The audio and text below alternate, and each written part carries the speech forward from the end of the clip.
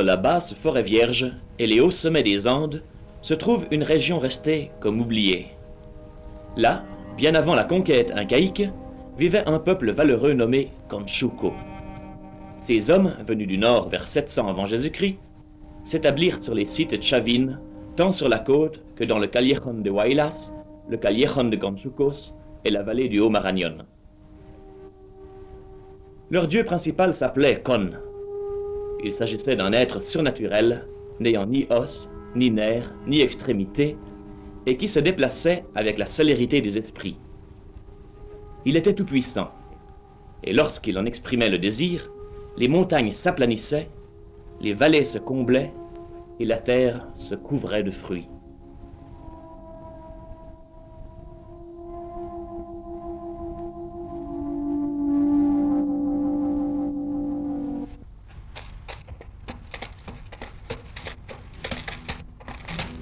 Notre équipe comprend 8 personnes. 7 Suisses, Michel Weber, chef d'expédition, Jacques Charret, Jacques Navratil, Pierre Cariage,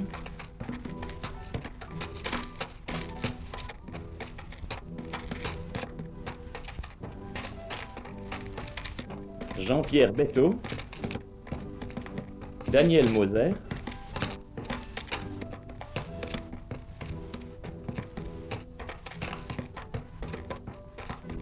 et Annie Weber, seule femme de l'expédition, ainsi que l'archéologue péruvien Roger Ravines.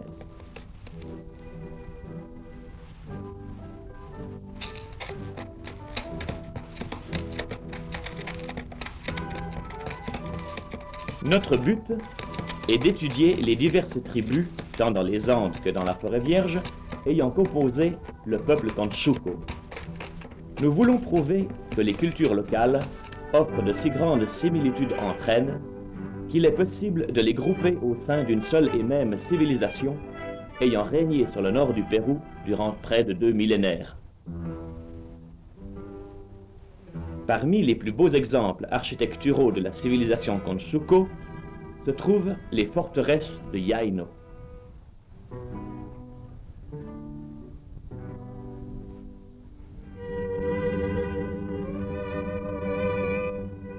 Les constructions Conchuco sont facilement reconnaissables. Elles sont faites de gros blocs sommairement taillés, alternant avec des pierres beaucoup plus petites.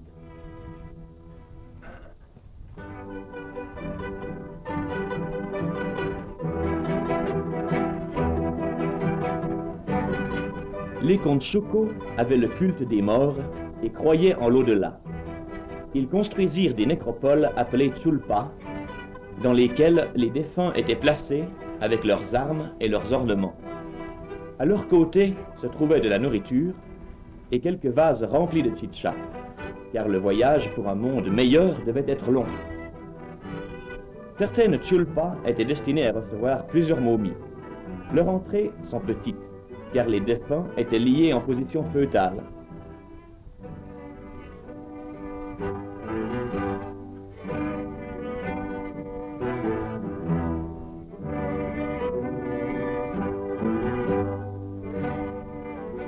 Chose curieuse et inexplicable, certaines chulpas sont doubles, s'emboîtant l'une dans l'autre.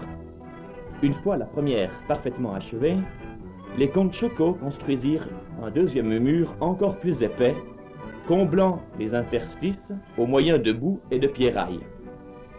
Là encore, on reconnaît l'appareil Conchuco.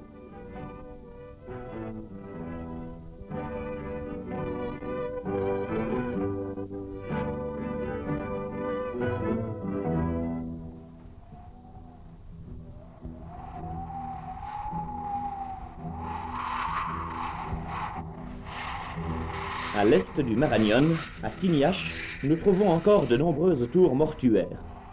Invariablement, elles dominent la vallée, comme si les morts devaient non seulement veiller sur les vivants, mais encore participer moralement à la vie de chaque jour.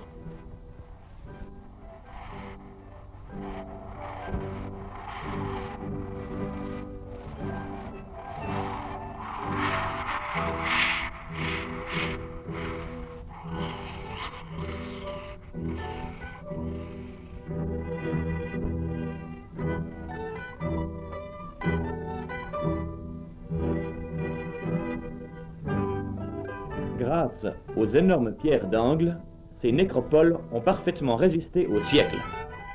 L'intérieur est composé de plusieurs étages. Ce toit à double pan très incliné, et surtout cette énorme pierre placée à la façon d'une poutre faîtière, rappelle fortement les huttes selvatiques.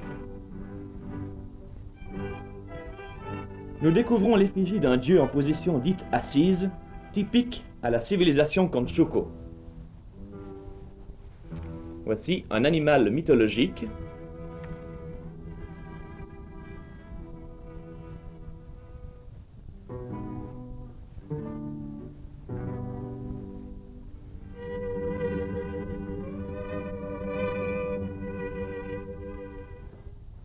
Cette tête clou est la plus belle représentation de l'art lithique péruvien.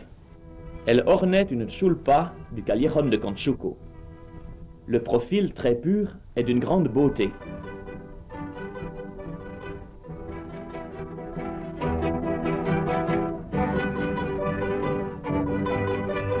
La bouche témoigne d'un caractère autoritaire.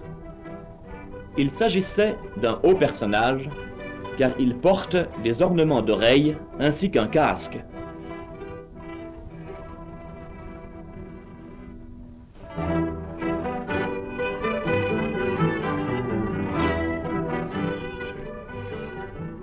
Dans le Callejón de Huaylas, par contre, l'art est plus rustique, bien que très voisin. Les têtes cloues se rencontrent en grand nombre.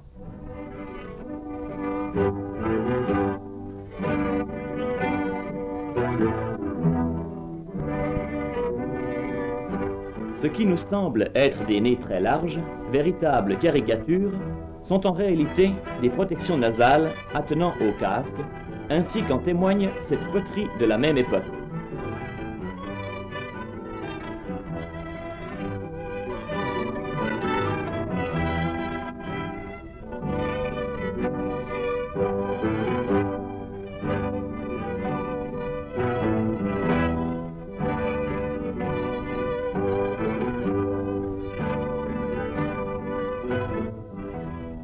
Ces monuments funéraires représentent des guerriers défunts avec leurs massues, leurs petits boucliers et leurs têtes réduites acquises au cours de conquêtes.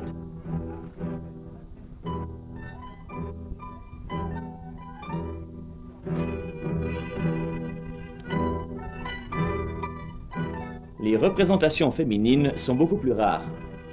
On en trouve quelques-unes avec un bébé dans le dos ou dans les bras.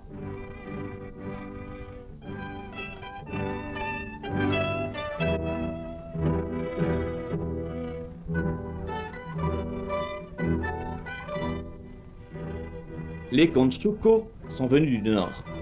Ils ont donc vécu forcément un certain temps dans la forêt vierge. C'est ce qui explique que nous les trouvions fréquemment en compagnie de jaguars domestiqués. Cet animal devait d'ailleurs être déifié, car nous en trouverons partout de nombreuses représentations.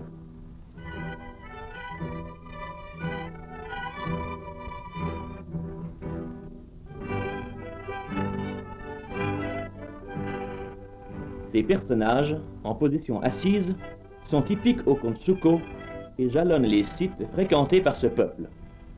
Nous en trouvons dans les Andes ainsi qu'à Paratène, dans la haute forêt vierge. Ce site que nous avions filmé en première, voici 2 ans. Ce centre ne peut toutefois être unique, et nous savons que c'est dans la jungle que nous devons rechercher d'autres témoins de cette prestigieuse civilisation afin d'étayer notre thèse.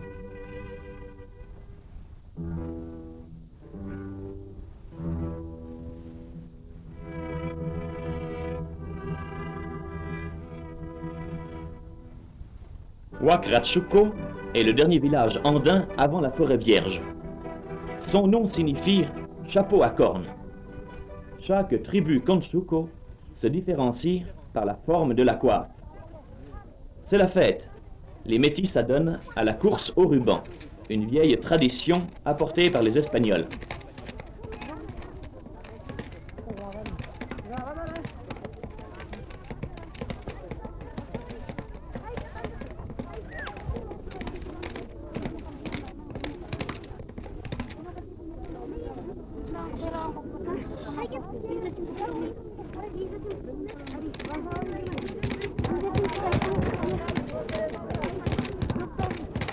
Des rubans sont offerts par les jeunes filles des environs qui marquent leurs initiales.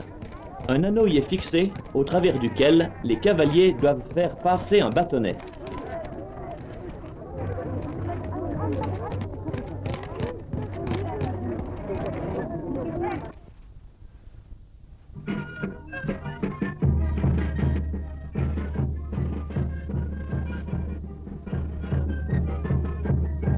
Divers groupes costumés dansent.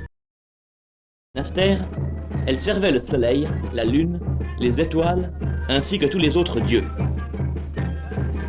La Mama Cuna est la surveillante des vierges du soleil.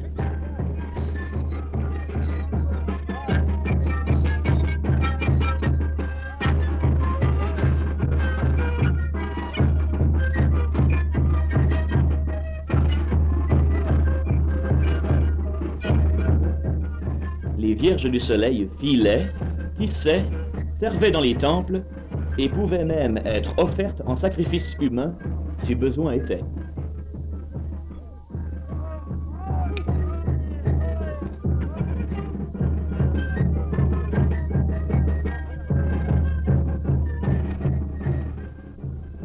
Lorsqu'on achète un chapeau neuf, on le place par-dessus l'ancien pour ne pas l'abîmer. La chicha, boisson des Andes faite à base de maïs, est présente à toute fête populaire.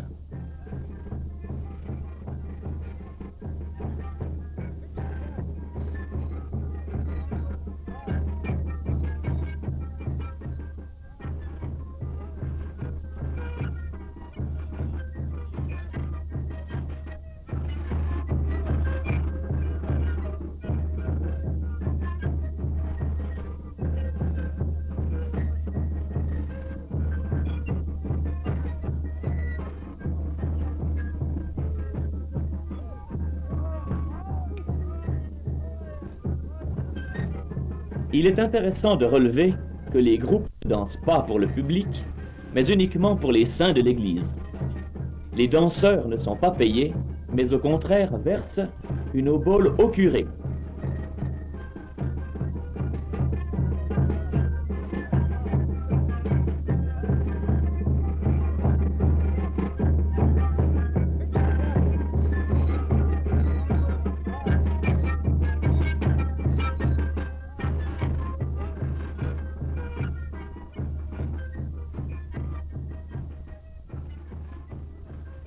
La fête se termine par une beuverie.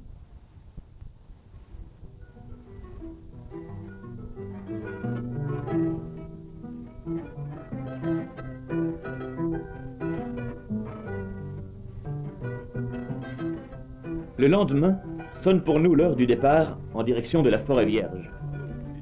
Nous irons en camion jusqu'au terminus de la route.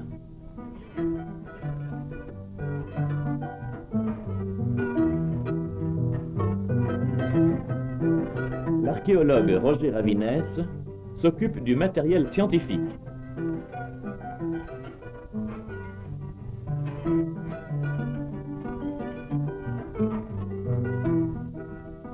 Dans la jungle, il nous faudra manger. Nous emportons surtout du riz, des pois secs, de la farine, du maïs en grains et en flocons, et l'inévitable coca pour les hommes. Pour la viande, le problème est différent à cause de la chaleur. Pas besoin pourtant de glacière. Le problème est résolu, nous emporterons des animaux sur pied.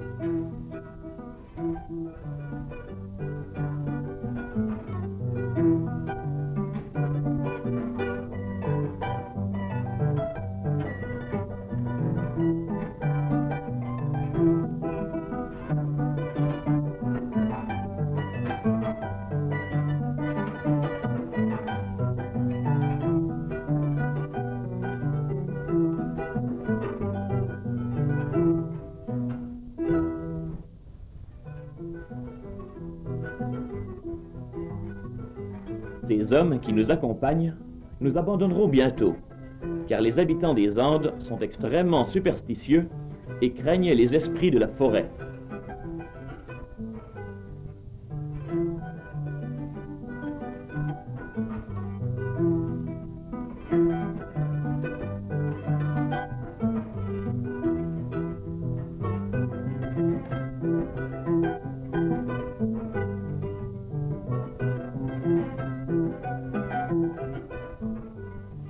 Notre première authentique découverte est une caverne aux nombreux dessins pariétaux en parfait état de conservation. Ces peintures sont impossibles à identifier. Mieux vaut d'ailleurs ne pas s'y risquer, car les symboles actuellement en usage sont certainement très différents de ceux d'il y a 10 000 ans.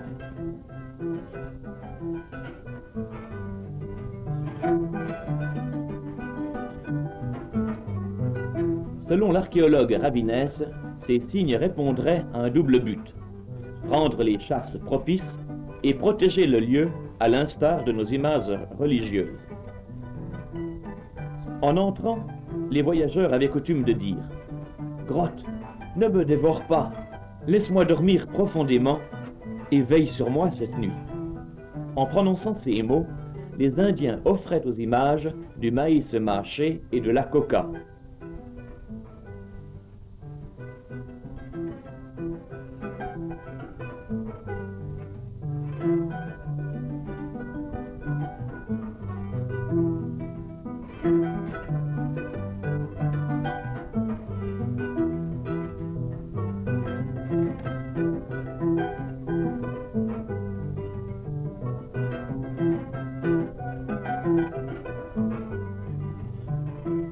Curieux dessin, curieux insecte. Cet animal invertébré assez rare, de l'ordre des orthoptères, comme la sauterelle de chez nous, fait partie de la famille des Proscopidae et est voisin des genres Cephalocoema et Astroma.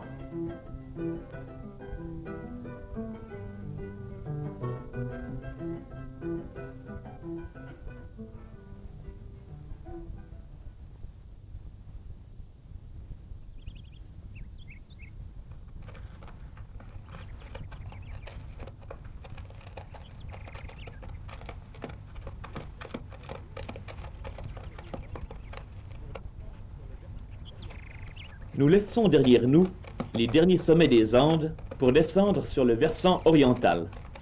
C'est là que commence l'immense forêt amazonienne.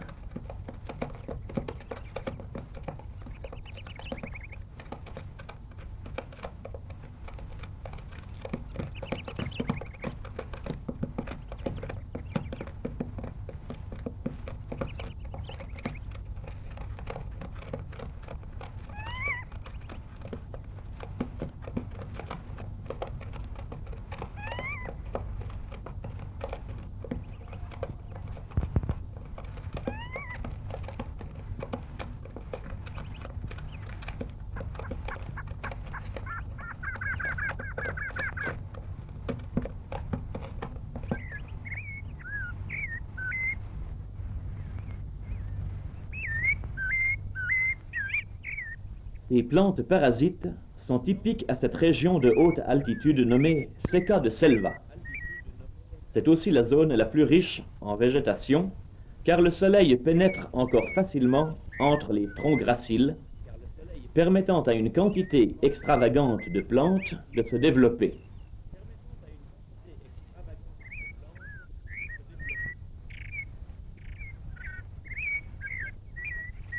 La cantuta, la fleur nationale du Pérou.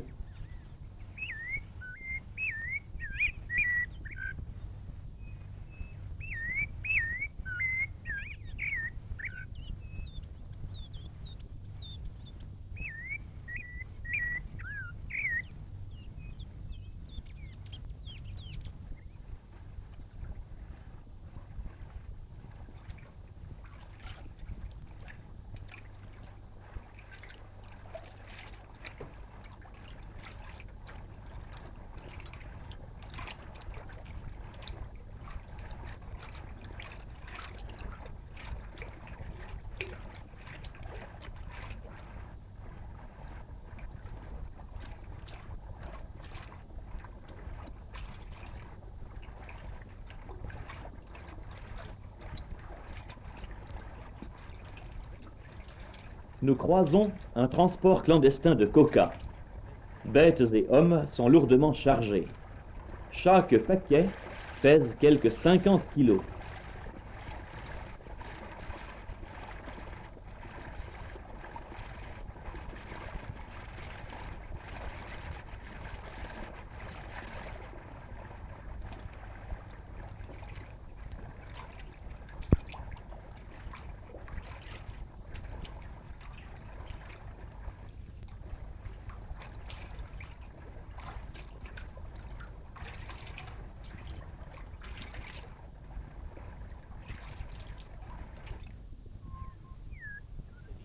C'est d'ici que provient la coca.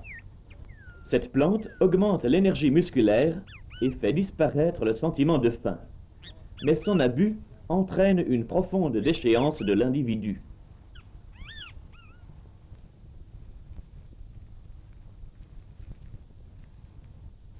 Le soir, Annie cuisine et prépare des galettes de maïs qui remplaceront le pain.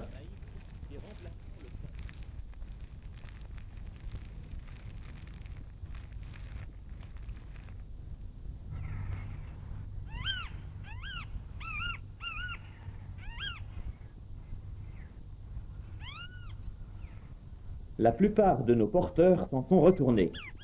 Ceux qui restent ne nous inspirent guère confiance.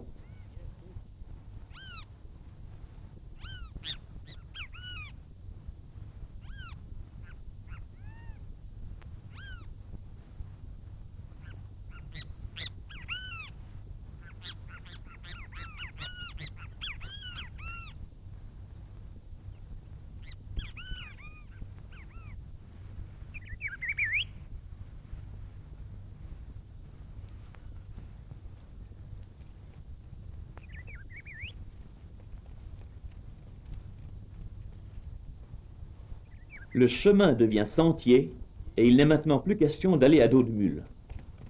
Si les bêtes sont lourdement chargées, nous le sommes aussi, chacun de nos sacs pesant plus de 20 kilos.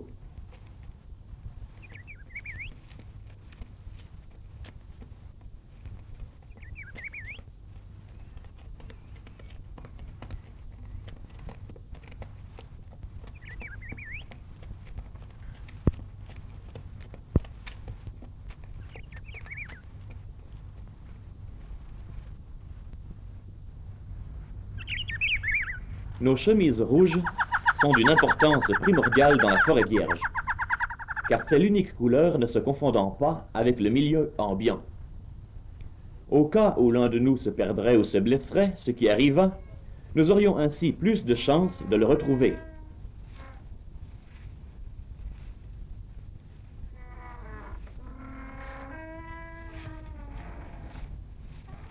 Ce champ de canne à sucre est le dernier que nous rencontrons. Il a été préparé pour les guérilleros en cas de repli dans la forêt vierge. Le jus de canne que nous extrayons est extrêmement nourrissant.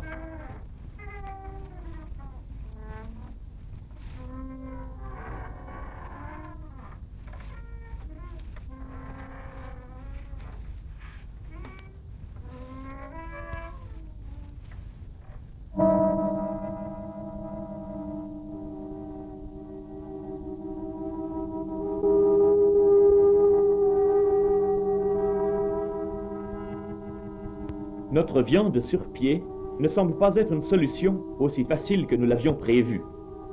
Il y a des récalcitrants.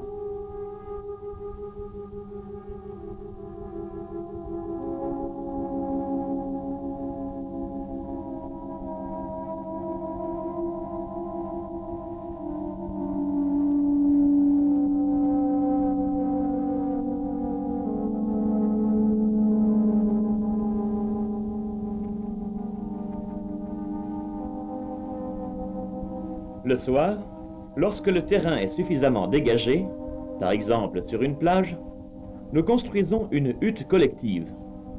Nos bâches à tout faire servent de tuiles.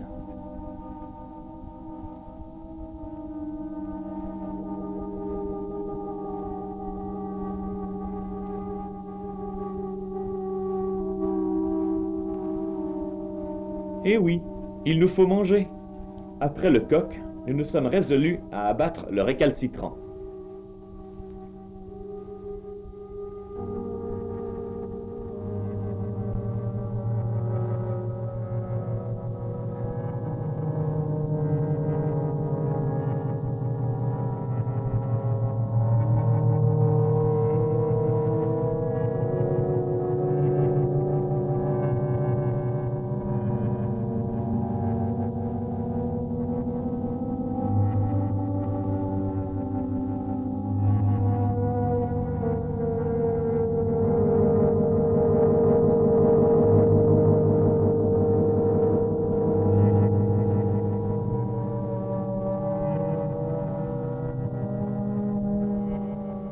Le passage du pont offre quelques difficultés.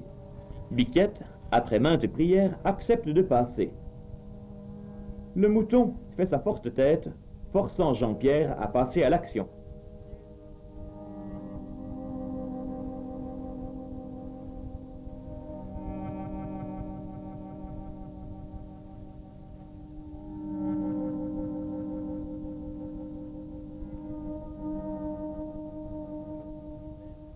Selon les indigènes, des ruines se trouveraient au sommet du mont San Vicente.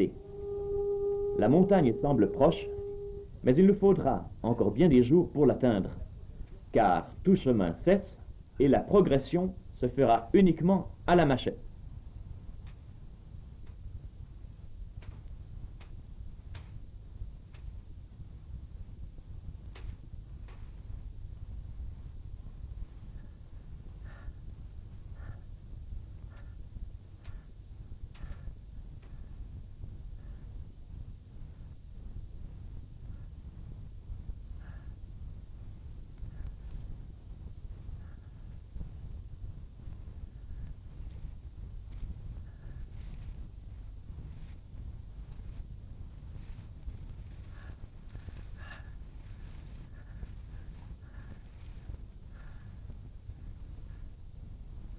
Le Chontayaco nous barre la route. Pour passer en sécurité avec tout notre matériel, nous décidons de construire un radeau.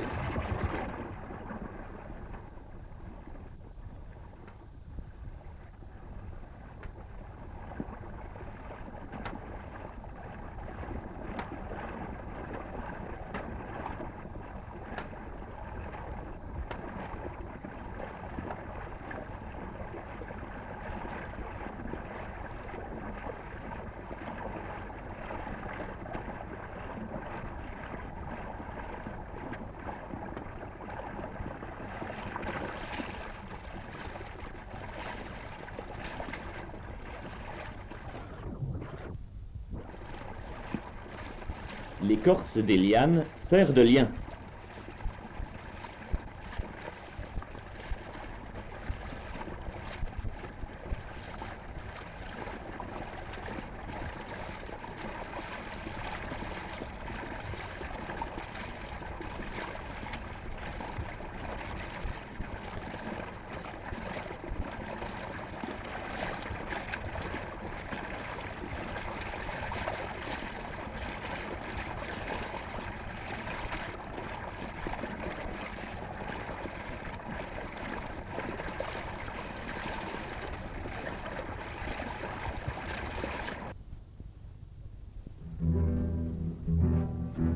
Chaque matin, Biquette nous donne quelques tasses de lait. Ce fait lui vaudra la vie sauve durant quelques jours encore.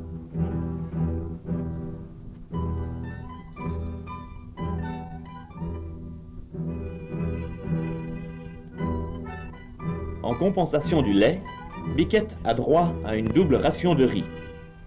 Il faut dire que celui-ci, qui aurait dû être sucré, était trop salé et immangeable pour nous.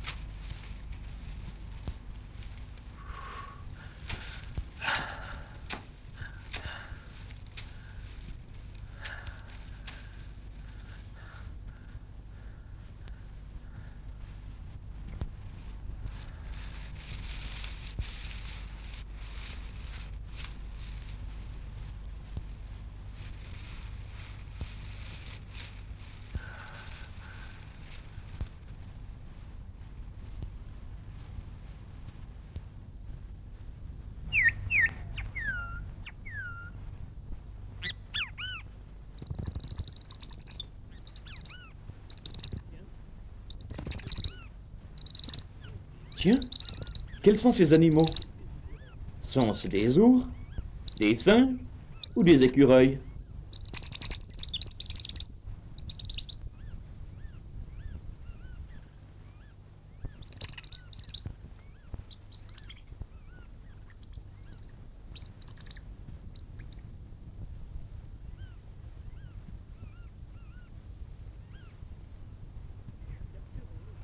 Capturons-les, nous en aurons le cœur net. Nous utilisons un système ayant fait ses preuves sous d'autres latitudes, la perche et le lasso.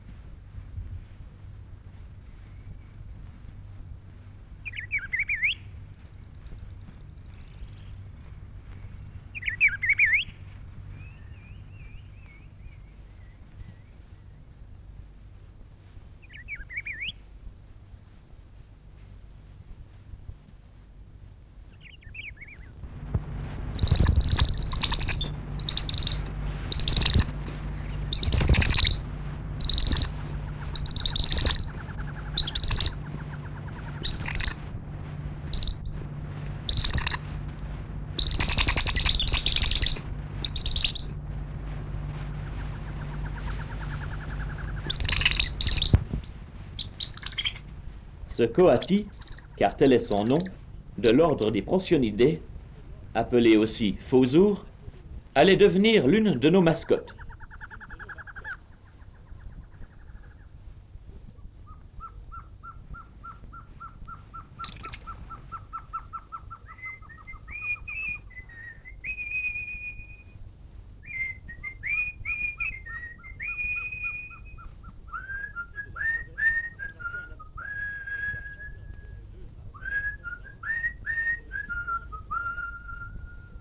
La densité de la forêt est parfois un avantage, car chacun trouve 2 arbres à sa convenance pour y suspendre son hamac.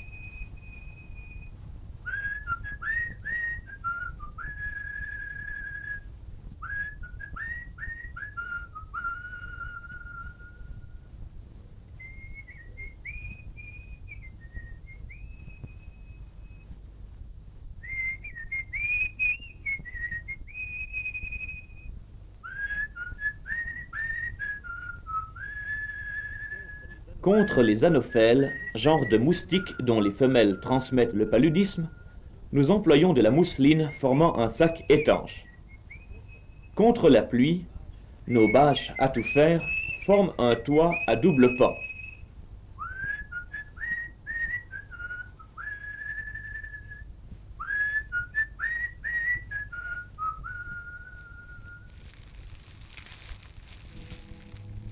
Bien que les animaux féroces soient rares, nous préférons conserver un feu toute la nuit.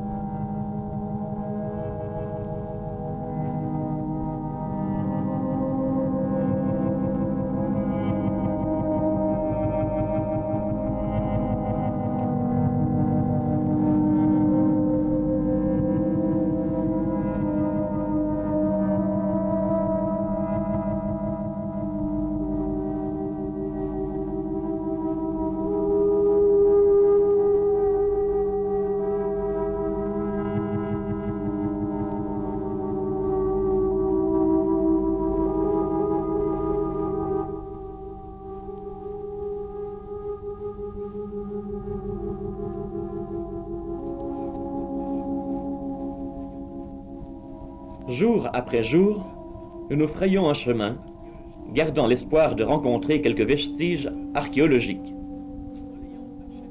Après un labeur acharné, nous relayant aux machettes, nous constatons n'avoir avancé que de 2 kilomètres quotidiennement.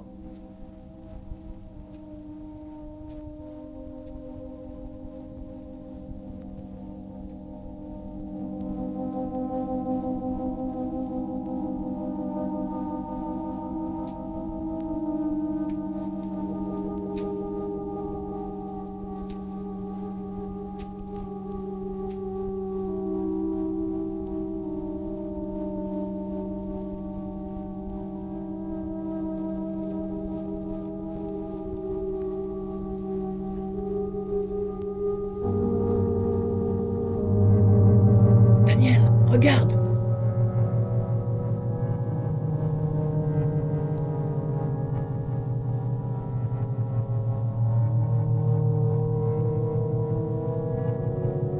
Est-ce une maison?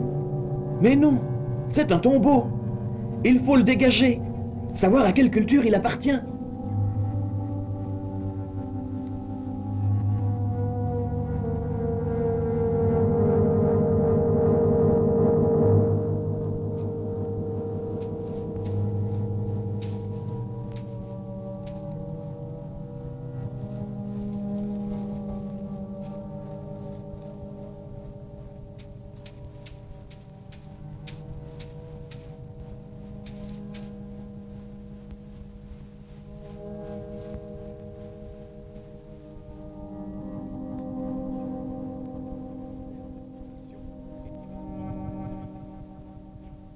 Il s'agit bien d'une chulpa dont le système de construction est identique à celui que nous avons rencontré dans le Callejón de Conchuco.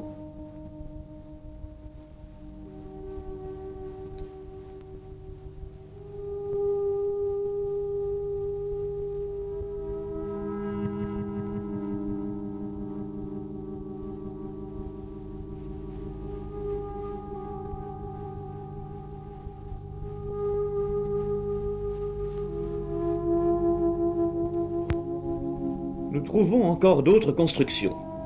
L'humidité a fait disparaître les momies. Par contre, nous rencontrons de larges dalles.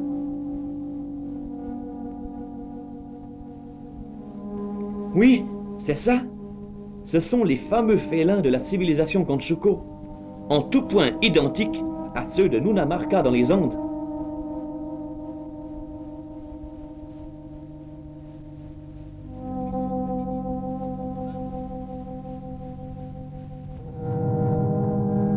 L'intuition féminine n'est pas en vain mot. Annie découvre une pierre. Voici le fameux casque avec protection nasale. La dalle est cassée, mais il semble bien que le personnage soit en position assise, typique au Conchuco. Voici même un animal mythologique, un félin anthropomorphe.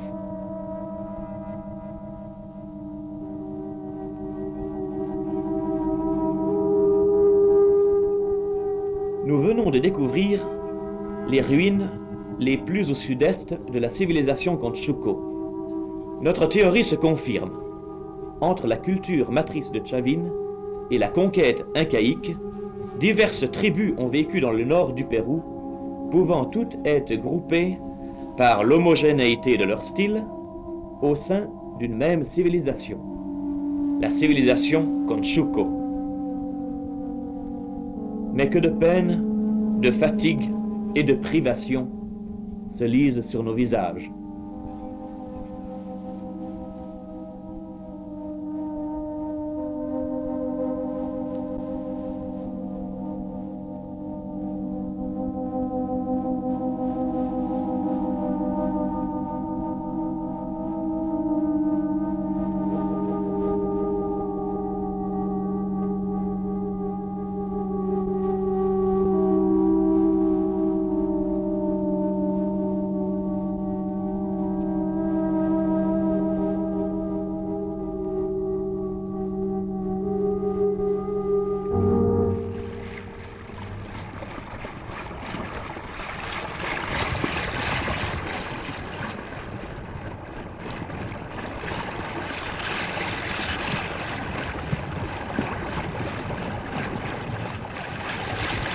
Pour le retour vers le camp de base, nous devons traverser le Chontayaco, à gué, car une crue a emporté notre radeau.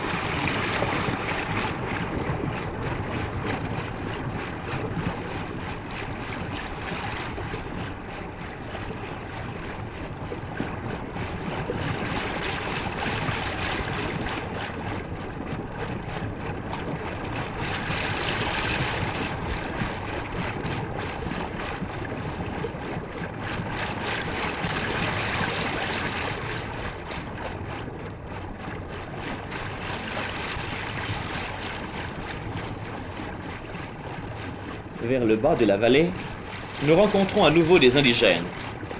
Le Chontayaco devient navigable et nous arrivons quelques jours plus tard à Uchisa, village situé sur le Huallaga, dans le département de San Martín.